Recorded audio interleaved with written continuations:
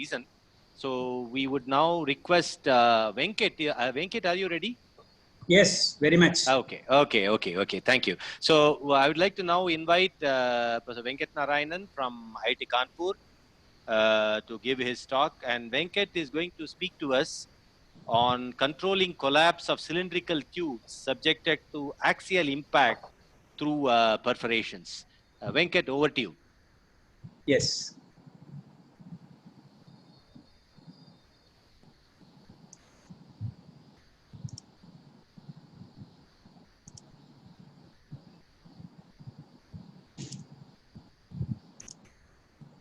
Can you see my slides in the presentation mode? Yes, we can see it. Yes. Okay. So thank you, Professor Narasimhan, for the introduction. First, I would like to thank you and your team at IISc for giving me this opportunity to present my research. And also, I really appreciate your enthusiasm and effort in organizing a symposium on experimental solid mechanics in honor of Professor Yogendra Simha on the occasion of his superannuation. And you have kind of proved that nothing is a barrier for academics. So, wonderful set of talks and arrangements. Thank you. I had known Professor Simha very closely in the last 10 years when we have interacted many times over this Indian Society for Applied Mechanics. So I'd like to say a few words about him as per my impression.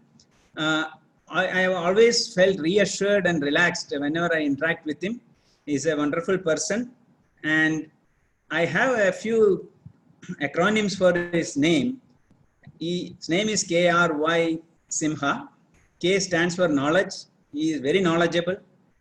He is a very realistic person, and I have seen him always relaxed, very youthful and young at heart.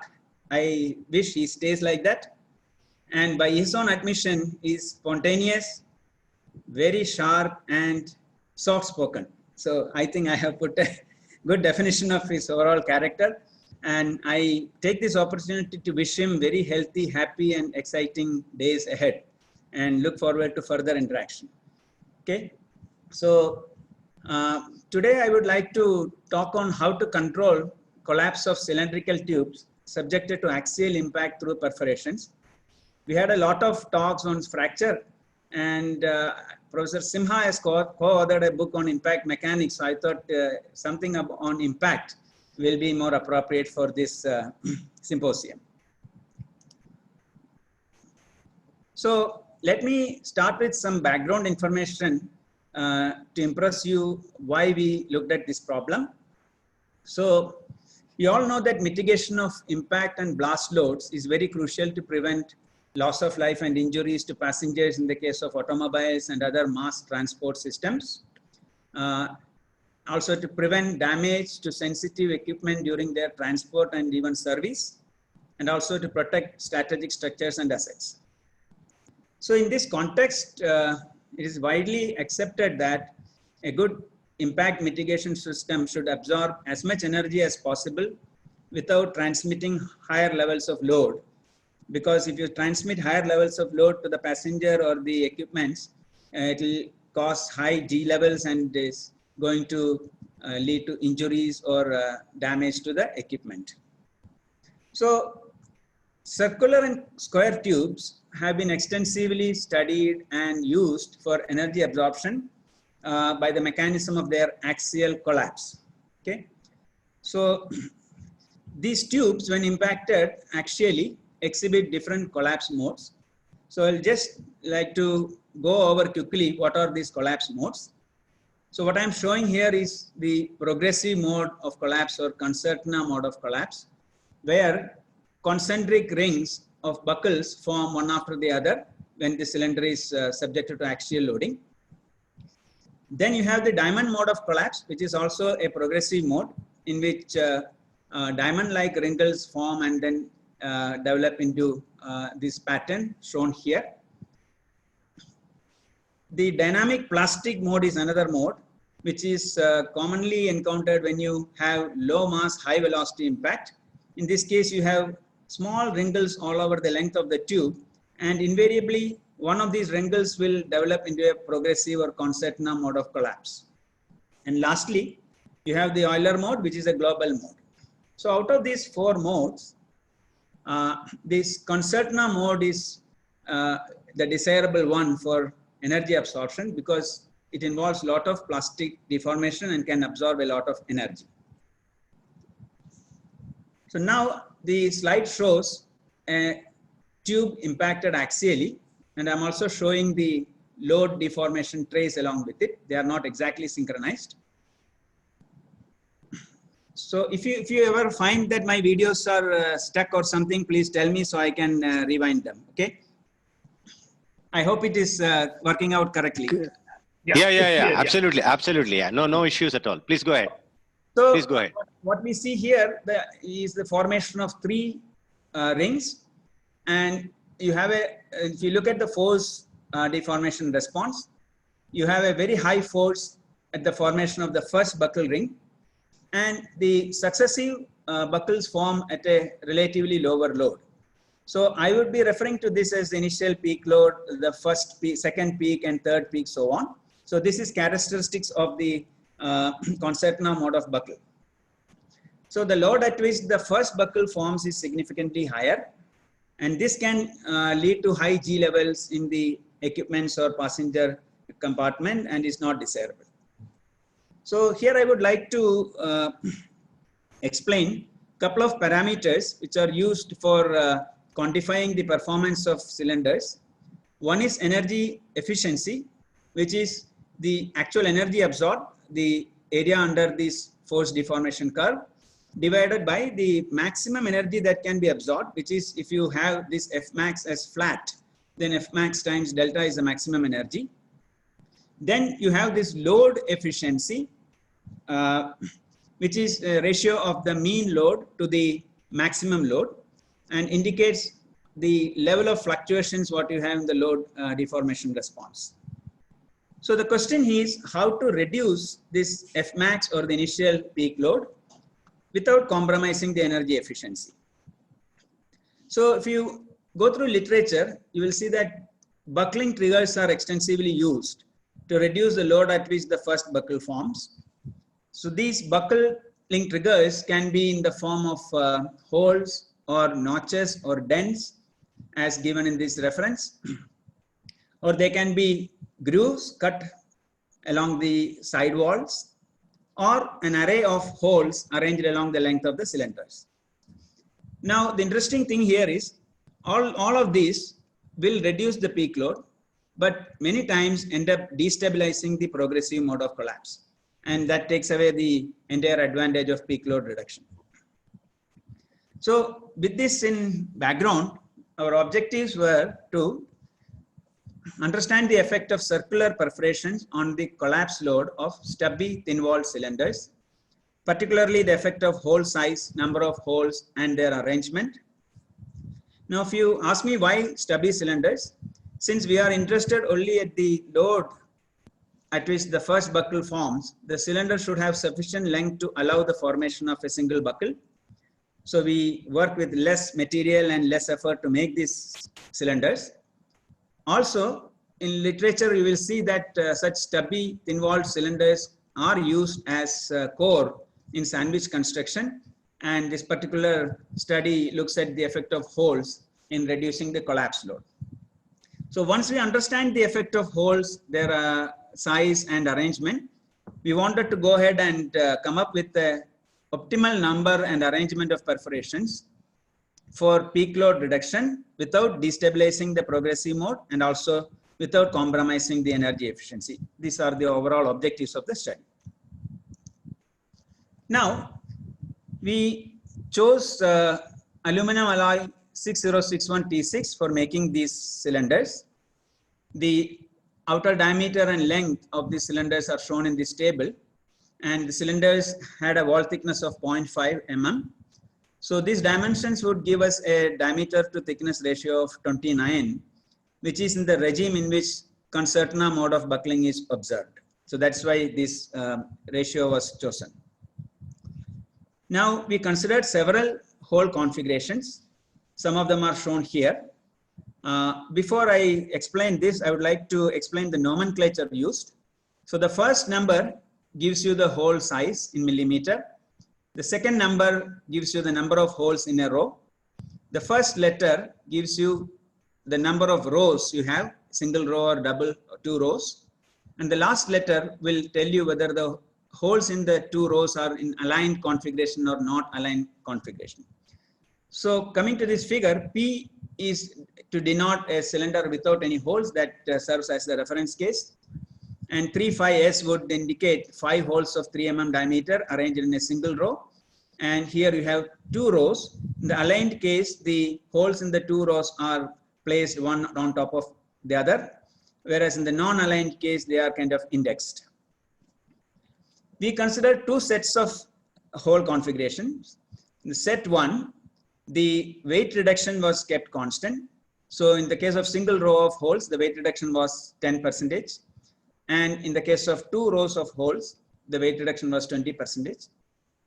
And in set 2, the area along the critical cross section passing through the center line of the holes was kept the same. And we had 3 cases of single row and 4 cases of 2 rows. Now, we used a split Hopkinson pressure bar or Colsby bar to load the cylinders in dynamic compression. So the setup is shown here. I don't have to do a lot of explanation. You have an incident bar, transmitter bar, instrumented with strain gauges. What I want to emphasize here is that we used a momentum trap so that the cylinders will be subjected to only a single loading pulse. If you don't have a momentum trap, there will be multiple loading of the cylinders and you end up getting a ring like this. With this momentum trap, we can subject the cylinders to a loading pulse so that only one buckle forms, and what you get is shown here. We also used a high-speed camera to record the deformation in real time, and the images were synchronized with the strain signals. So the insert figure here shows the experimental setup photograph. The high-speed camera used was SIMS 0216, and I would like to acknowledge the funding from Department of Science and Technology, Government of India for this equipment. So we also performed numerical analysis side by side, in which the entire incident bar and transmitter bar and the specimen assembly was modeled. The typical mesh is shown here. So we used infinite elements at the ends of the bars so that we don't have to consider the entire length of the bar in our simulation. The bars were modeled with solid elements and the cylinder was modeled with shell elements. The interaction between the cylinder and the bars were of friction type with the coefficient of friction 0.25. I apologize, this should be mu. The initial boundary conditions were that the velocity from the experiment is applied to a set of nodes on the incident bar. Now, let me explain the material model. We used the Johnson-Cook constitutive model, which is shown here, which has 4 parameters. The parameters were taken from literature. The source is given here. And what we did, we went ahead and did some high strain rate compression experiments on solid cylinders, and then compared the experimental stress strain response with that obtained from the model using these parameters. And what I show here indicates that the model does a reasonably good job of capturing the stress strain response. Now, let me start with the behavior of cylinder without holes. So these 2 images show the snapshots of deformation at different time instants obtained from the experiment as well as simulation. What you see here in the second image, you can see a slight perturbation on the surface of the cylinder, and as early as in the third image, you can see an incipient buckle ring forming close to the end of the cylinder, which is in contact with the incident bar, and this buckle ring develops, and then the deformation is more or less complete in this frame. In simulation also, we get almost the same sequence of ring formation. Now, the stress strain response, of course, I want to make a note here. This stress is not in the conventional stress sense, the stress. This is the load divided by the material cross section of the cylinder. and strain is nothing but the reduction in length of the cylinder normalized with the original length.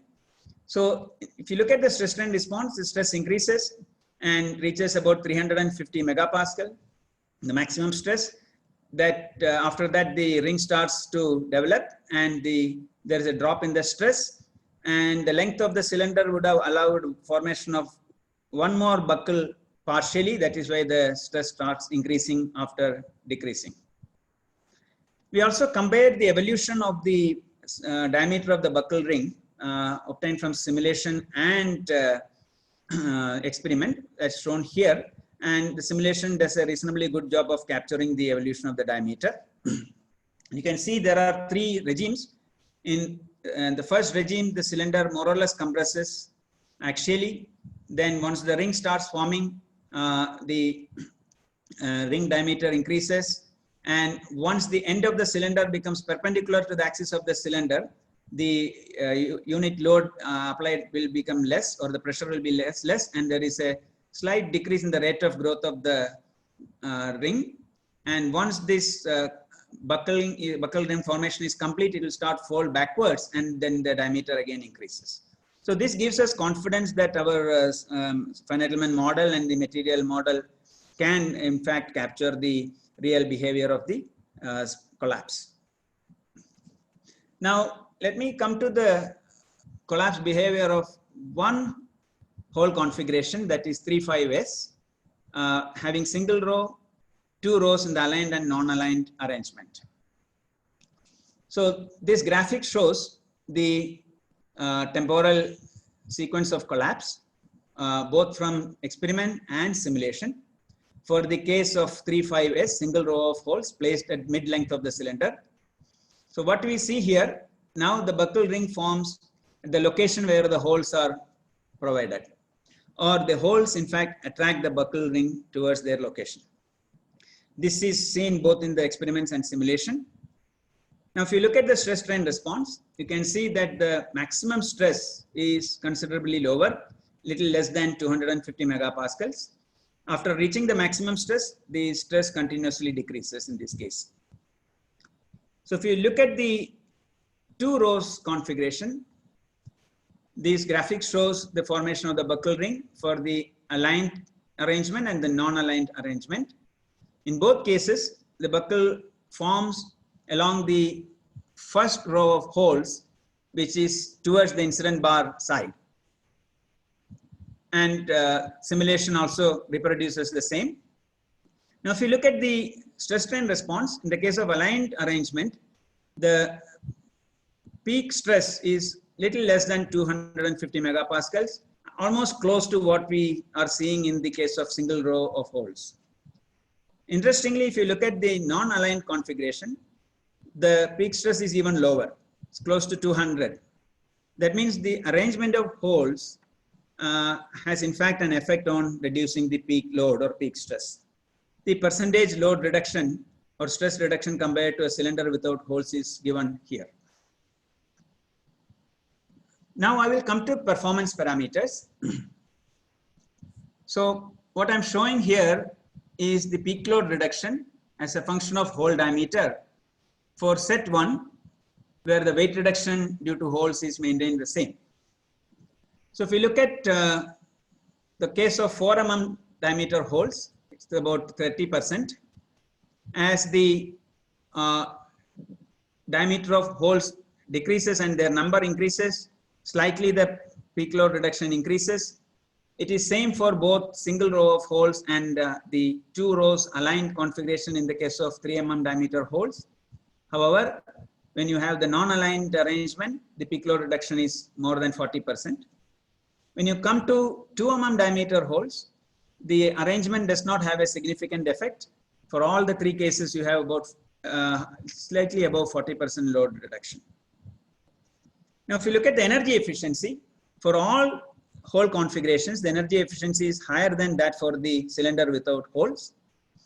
But if you look at the single row of holes, 12 holes of 2 mm diameter, it has the highest energy efficiency among all these configurations. So if you compare these two figures, this one, 212S, is the best choice for reducing peak load and also improving the energy efficiency. But if you look at set 2, where the area along the critical section is kept same, you see that if you have a single row of holes, 4-3 has the highest peak load reduction. Okay, it's an opposite behavior compared to the other case. However, interestingly, the arrangement of holes, single versus 2 rows, aligned versus non-aligned, has a pronounced effect on peak load reduction. And I can say that the non-aligned configuration has the highest peak load reduction in the respective cases. When you look at the energy efficiency, all configurations have energy efficiency better than the cylinder without holes. But if you compare these two figures, then I can say the 4 holes of 3 mm diameter in the non-aligned arrangement is the best choice. Now we wanted to understand why this happens.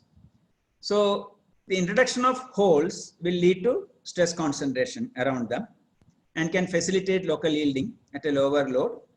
So what I am showing here is a stress concentration normalized von Mises stress to the average stress and the reduction in peak load percentage. So the case of 4-3S is here. It has about a stress concentration of 3.2 and peak load reduction of 30%.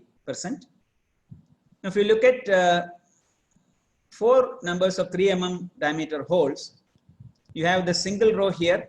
When you add one more row of holes in the aligned arrangement, the stress concentration decreases. The peak load reduction is slightly lower. When you have the non-aligned arrangement, the stress concentration increases and also the peak load reduction increases.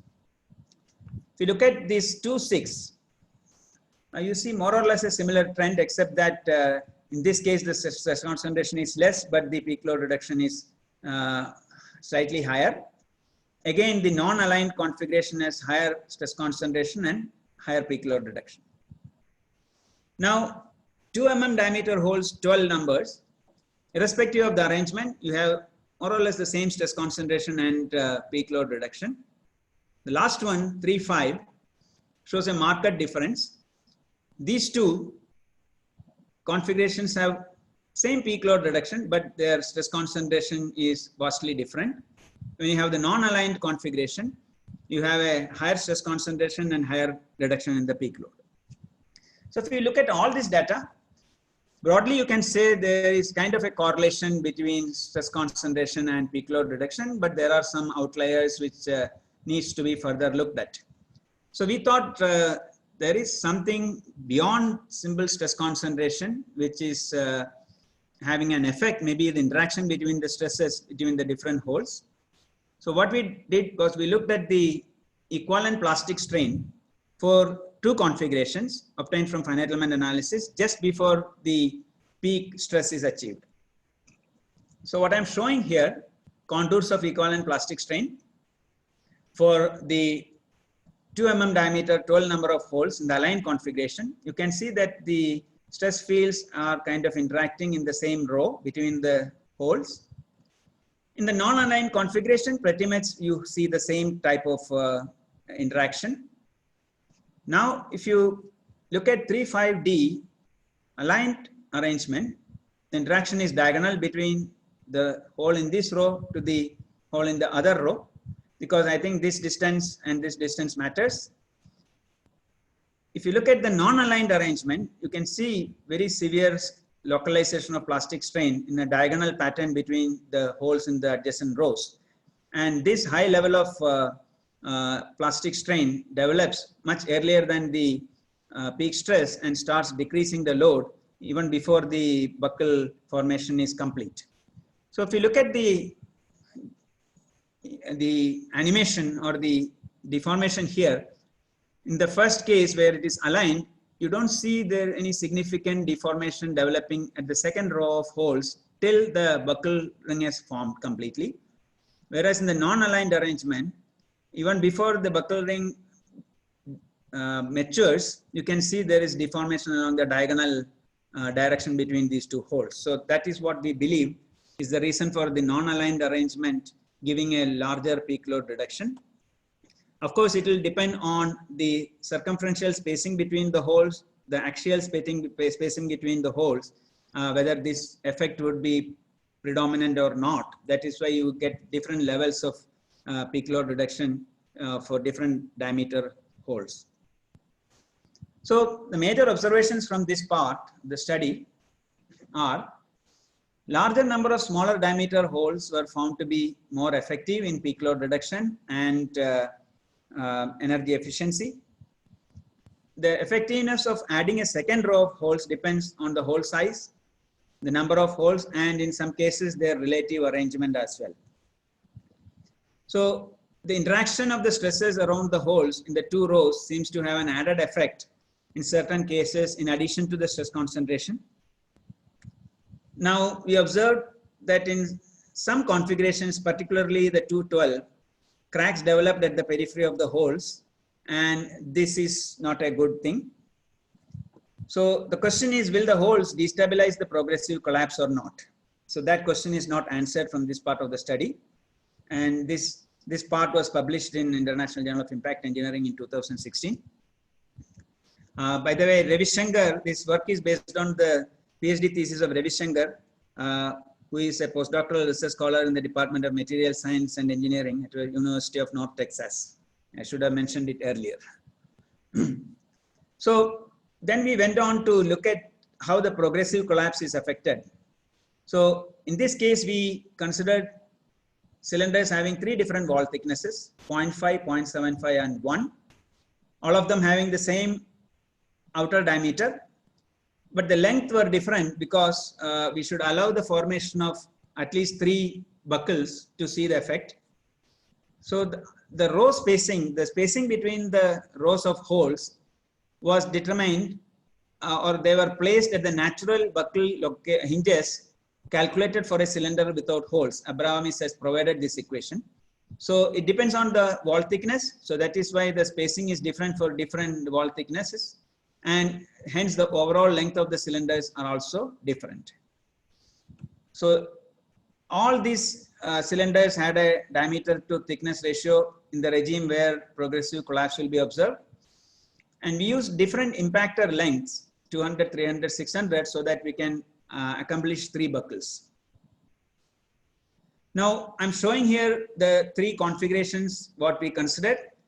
So we had 12, 2, 3, 5, and 2, 8. And this photograph shows here a set of cylinders made. The cylinders have to be made very carefully.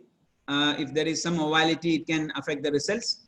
So we had to take extreme care of taking a bar stock and then sizing the outer diameter, then drilling a hole and then reaming the inner diameter and putting a mandrel, and then the radial holes were drilled. So if you look at this, these 212 and 3.5 belong to set 1 where there is equal weight reduction. 3.5 and 2.8 belong to set 2 where the cross section along the center line of holes is maintained the same. Now 3.5 is the baseline used for doing this adjustment. In this case, we had a different loading setup. We subjected the cylinders to direct impact by a steel projectile at a velocity of 20 meters per second. And a very long transmitter bar was used, about 5 meters in length, made of aluminum 7075 T6. And the strain gauge was mounted on this bar so that we can record the transmitted strain or the force without any unwanted wave interactions. Again, we used a high-speed camera to record the deformation in real time, and the images were synchronized with the strain pulse. The deformation of the cylinder or the change in length of the cylinder was obtained from the high-speed images and was correlated with the transmitted stress to generate the stress-strain response. In this case, we used a Photon SA1.1 high-speed camera, which has a longer duration of recording. Now, let me start with the cylinder without holes. Is the graphics coming up? No, not yet. We only see the box. Box is coming, that's fine. Yeah. So now this is the experimental response. So what I'm showing is for a cylinder without holes, 0.5 mm wall thickness. This you have seen earlier in the second or third slide. the peak stress is about 350, and you have second peak and third peak which is less than 250. Now, we were curious to know why the second and third peak are less than the first peak. So we looked at the evolution of deformation from finite element results. So what I'm showing here is the deformed meridian of the cylinder. This is the length of the cylinder. When the first buckle ring is about to complete its formation, you see that the diameter of the cylinder at this location decreases. Okay, the formation is complete when the two flanks starts touching each other. So there is an inward deformation of the cylinder which results in a decrease in diameter, which I am denoting as delta I here.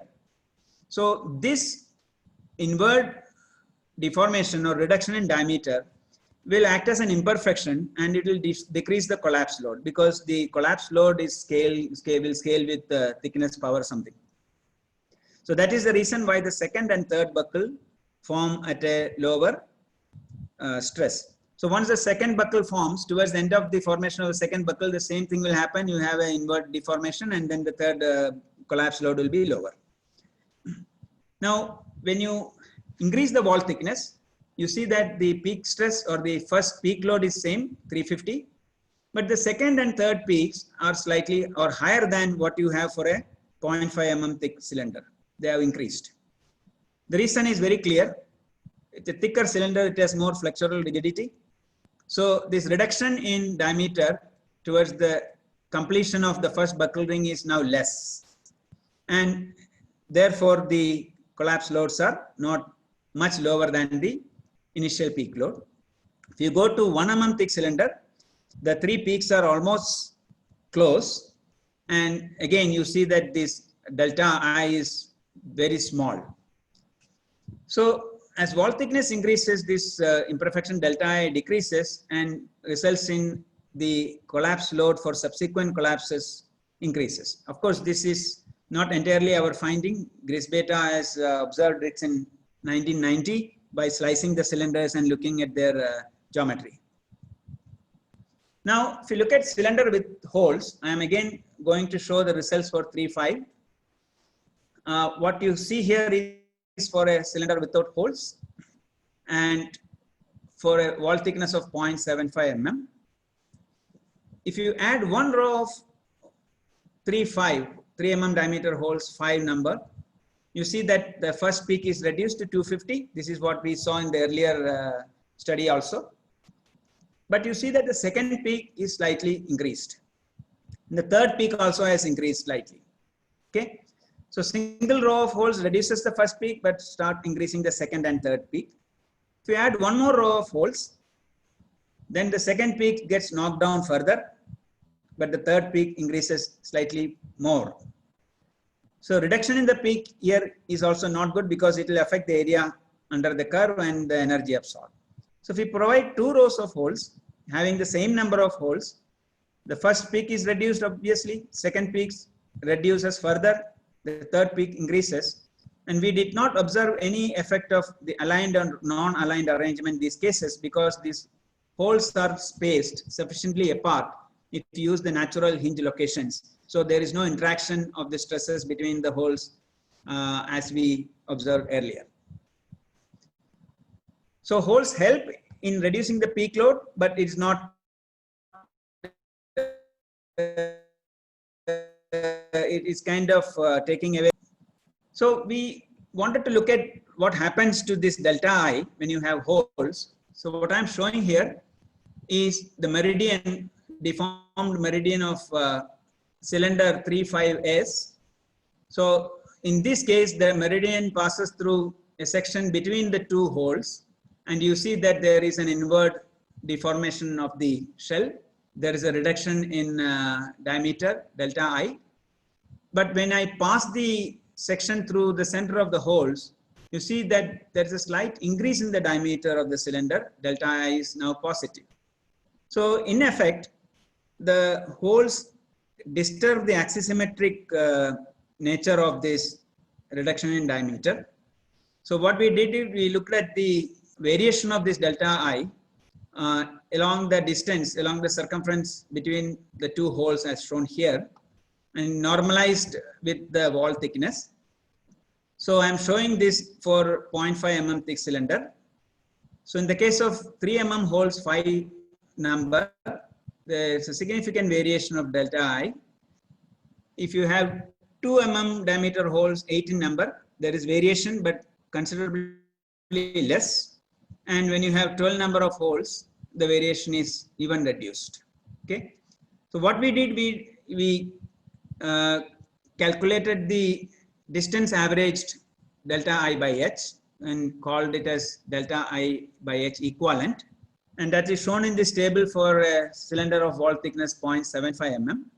So what you see here, the presence of holes not only disturbs the axisymmetric nature, but also decreases this imperfection considerably to almost 1/3 of that for a cylinder without holes. So now it is evident why the second peak and third peak are slightly increasing, because the advantage of this delta I in decreasing those collapse loads is now being taken away. So if I compare the performance parameters, you see here the peak load reduction or the reduction in force for a cylinder of 0.75 mm wall thickness. For each case, I am showing 2 bars. The one here, these are the reduction in the peak load, which is almost known from the previous part of our study. Different hole configurations and hole arrangement will give you different peak load reduction. But now the maximum force is not the first peak, the second or third peak. So if you consider how much that peak is decreased, you get these purple bars. So you see that it is about 15% at the most, right? If you look at energy efficiency for all configurations, the energy efficiency is very close to that of a cylinder without holes, or in some cases slightly higher. So the energy efficiency has not been compromised that much. If you look at the 1 mm thick cylinders, then you see that the peak load reduction is there for different levels or different hole configuration. But if you look at the maximum force reduction, it is even lower than that for 0.75 mm thick cylinder, because if you remember, for 1 mm thick cylinder, all the 3 peaks were more or less very close. If you look at the energy efficiency, again, they are close to that for a cylinder without holes, or slightly lower than in some cases. So where do we stand? So I would like to summarize what we have learned from this part. So bad things first. In 0.5 mm thick cylinders, when we did experiments, all hole configurations resulted in cracks, which destabilized the progressive mode of collapse. So holes are not worth, at least the configurations what we studied. For the other 2 cases, 0.75 mm and 1 mm wall thickness, the configuration 212 resulted in cracking and destabilized the progressive collapse mode. So the previous part of the study indicated smaller diameter holes, larger in number is good, but they can result in cracking. What happens when you have a single row of holes? In the other 2 configurations, reduces the initial peak, however increases the subsequent peaks. If you provide one more row of holes, it further reduces the second peak, however increases the third peak. So these are not all optimal situations.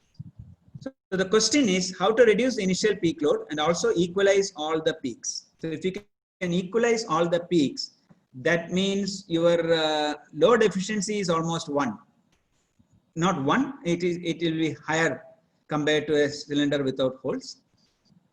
So to do this, what we did was, we did not put the same number of holes in all the rows. We had a lesser number of holes in the second and third row, because there is already some advantage from that imperfection of reduction in diameter. So we need only lesser number of holes. So the 2 cases we considered 2.8 and 3.5, the details are shown in this table, and this schematic of these 2 cylinders are shown here. Now let me try to run this video. This is one of those configurations which I will call equal peaks. So you get one buckle at the row of holes, second buckle also forms, and you get the third one also. So if I show you the stress strain response for the configuration 2.8 EP, you see that all peaks are more or less same. And the peak load is slightly higher than 250 megapascals peak stress. In the case of 3.5 EP,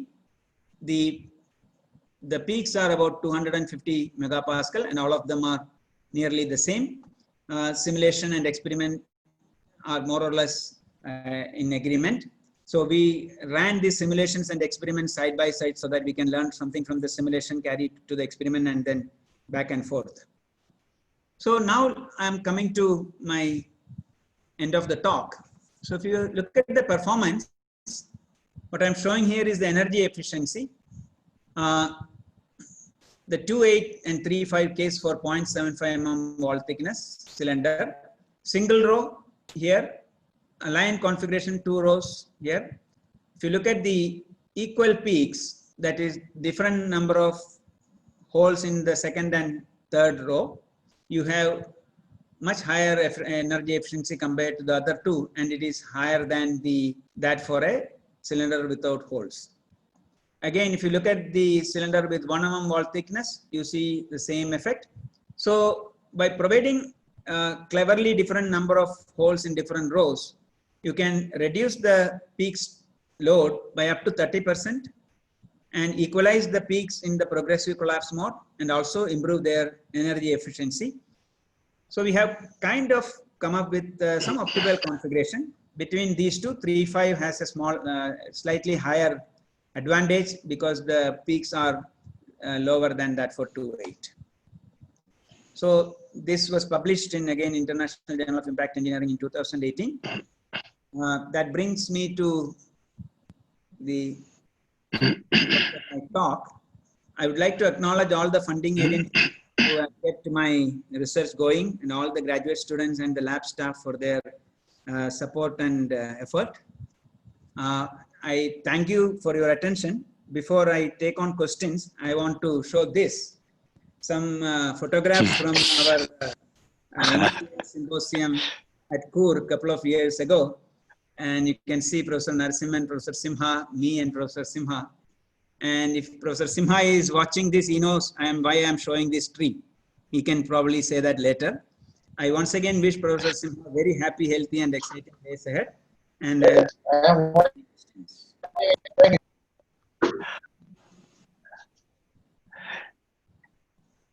Sima, would you like to say something?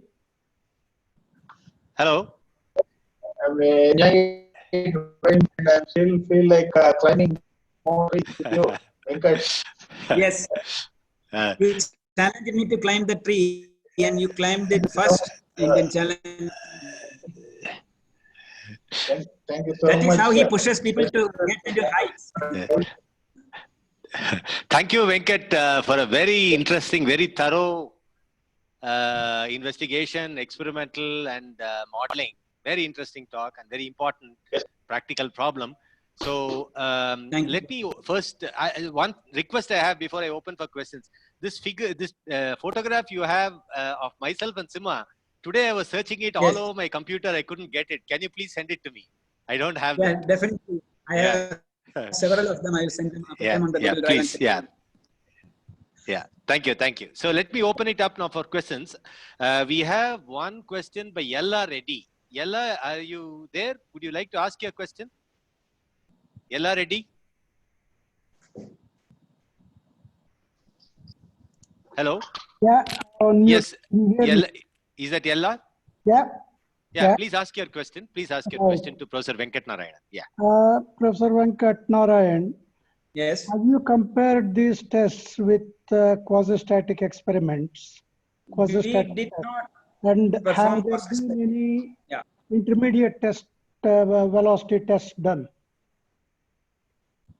No, we have only carried out one series of tests. Of course, we can do that, but I would think this material is not that strain rate dependent. So the the behavior should be the same, except that when you do static loading, the collapse is more sensitive to imperfections. That is what I think. That's true. Yeah, we have not performed static tests. Okay, thank you. Okay. It's an interesting Okay. piece of work.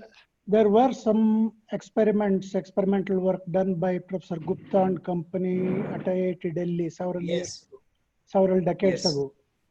Yeah. Yes. So I have followed all that work. I showed one of those configurations where he has put holes. Yeah. So he is a pioneer in this area in our country. Well, there have been a number of experiments in this direction at Manchester and Cambridge, where I was a part of it. Okay. Yeah. Thank you. Thank you, Dr. Reddy. We have another question by Jaya from Jaya Nagamani from IIT Bombay. Jaya, can you unmute and ask your question, please? Yeah, thank you, Professor Narasimhan. It's really a pleasure, Professor Venkat Narayan. So again, you refreshed our memories of Coorg, both attending wonderful talks, but also the nature and interacting with all of you. So wonderful to hear or listen to you again.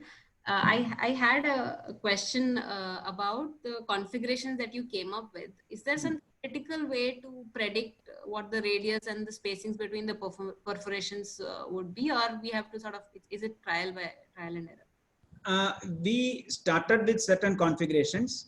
Okay. So how did I come up with 2 mm, 3 mm, 4 mm for a length of 10 millimeter in the first part of the study? We cannot go beyond 4 mm holes. If you increase the hole size, then the whole thing will collapse. Okay. And then that is how we progress. I didn't present, we also did a little bit of analytical modeling to predict the mean load of collapse when you have holes. And we also found from the simulation that there is a good correlation between the initial peak load and the mean load, because mean load is like the total area divided by the displacement. So if the peak is very high, it will have a significant impact. So if you can calculate the mean load, then it gives you an indirect indication of what will be the peak load.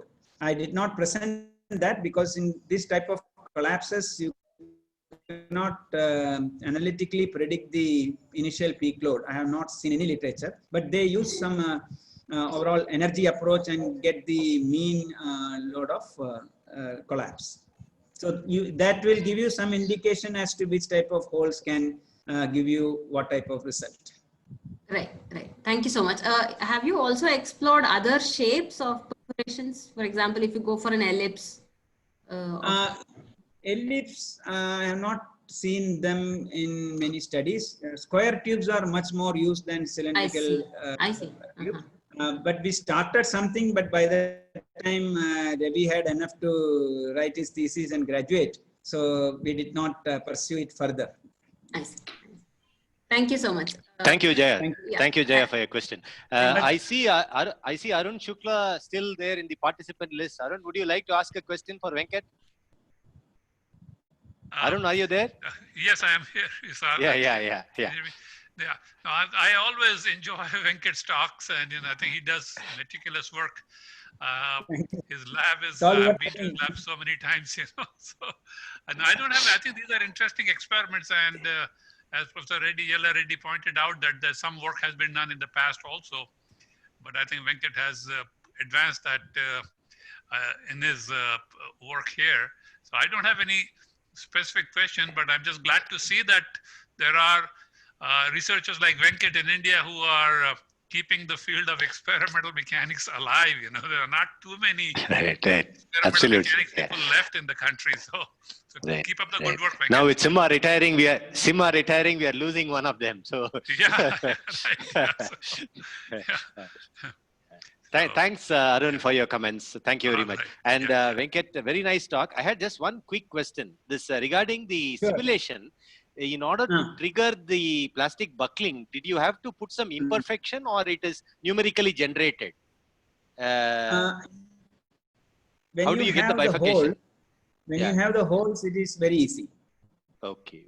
When you don't have the holes, what we found out that the friction between the impact end and the cylinder surface kind of triggers it. That is why it happens very close to the boundary. Even in experiments, you see it either forming at one end or the other end in static experiments. In dynamic experiments, it forms most of the time close to the impact end. So, of course, Ravi did a Rix analysis and all, but this is not a classical elastic buckling. This is a local instability which is driven by the yielding. But then when the cylinder is uniformly, you will ask why it is happening there. I think the inertia effect and the constraint by friction has to play a role there. Okay. Thank you very much. So, if there are no further questions, are there any further questions for Professor Venkat? Yes, this is Ram. May I ask a question? Yeah. Please. Professor Venkat, the way you set up the problem in the first few slides, it suggests that if you can pose this as a topology optimization problem, it may provide a systematic way of looking at these kind of. Of course, it's going to be complicated because this is a transient event with a lot of nonlinearity, but if it can be brought in some simplified form into a topology optimization problem, it will be really nice. You are absolutely correct. With the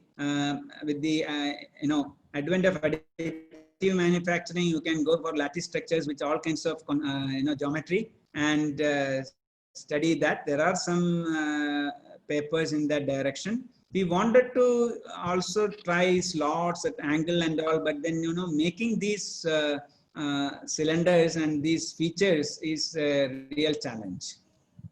And that too accurately. Otherwise, it will destabilize the. Meant that on paper, you clearly identified the objectives that you wanted to maximize, right? For example, the area under the curve. And then you wanted to minimize the, right? So that clearly defined the objective. And then at the same time, you have to satisfy the momentum equations, right? So this sets up like a nice problem where you then the parameter. Hello? I cannot hear you clearly. No problem. I'll follow up later.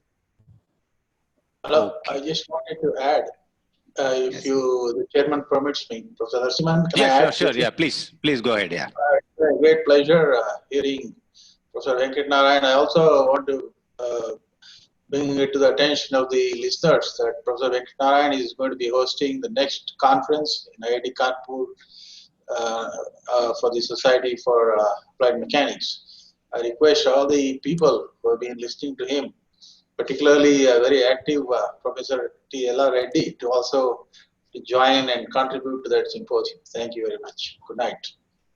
Sure. So I have one. Okay, I think this is a general question. Let's close the session then, and I'd like to thank Venkat once again for a really excellent talk, very thorough experiments. Really enjoyed your talk. Thank you very much, Venkat, for agreeing to give a talk in our symposium. Thank you for inviting me. No, it's my pleasure. Thank you very much. Thanks very much.